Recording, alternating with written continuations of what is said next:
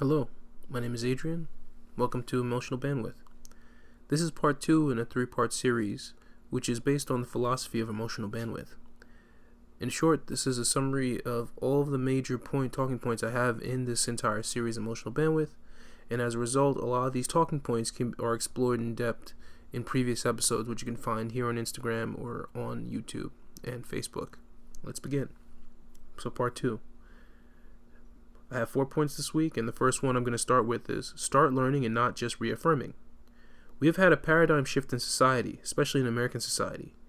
We have ostensibly stopped accepting new information and have fallen into a perpetual state of confirmation bias, reaffirming what we already believe instead of accepting there may be new information that we are and can be privy to. We have to remove ourselves from that feedback loop of accepting and re-accepting the same information over and over again. We are not thinking. We are not acting. Instead, our egos and personal biases have hijacked our learning space and have sat on it, stifling our chance at smarts and wisdom. If you don't stand for something, you will fall for anything. Not stepping back and looking at information that informs our biases will only lead to walking into a wall and stunting our own self-actualization and growth. Number 2, it's okay to make mistakes. That is a part of learning. We have reached a point where mistakes are basically null and void. To acknowledge one is wrong is almost an assassination of one's character. You cannot correct misactions if you do not accept them as such.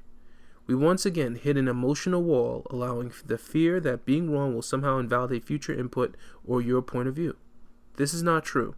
In fact, being able to admit when you are wrong does 2 things. 1, it actually makes you more trustworthy because you're willing and able to see when you do something wrong, meaning it can be corrected. And 2, you open yourself to learning and all that entails.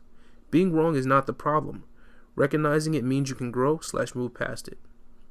Number 3. Relationships are 3 parts. You, us, and me, or yum. When you can separate those things, you are able to see the things you can accomplish with others as it pertains to you and your personal goals. It also makes you a healthier partner as you can see where you can support and help people as opposed to hinder them. We won't make personal matters of that person about us. Rather, we can see how their life affects them, and you can then choose what you will and won't allow to affect you. Finally, for this week, learn to be okay with yourself. Love yourself first so others can see that love in you and don't fall into a trap of trying to find it for you. If that happens, you will both be stuck in a whirlpool of confusion and disappointment because in looking for you, they will never be themselves, and you will never see the true them. In fact, they may begin to resent the fact that they are not allowed to see themselves or see themselves outside of you. They say hurt people, but it's time to take that power back. Hurt people can help people, but they have to be seen as part of the solution and the problem. You can then tend to both sides of the equation. We are never just part of the solution or just part of this or part of the problem. This is important to know. And with that, I'll give you the final part next week. This has been Emotional Bandwidth. Thank you for tuning in. Take care.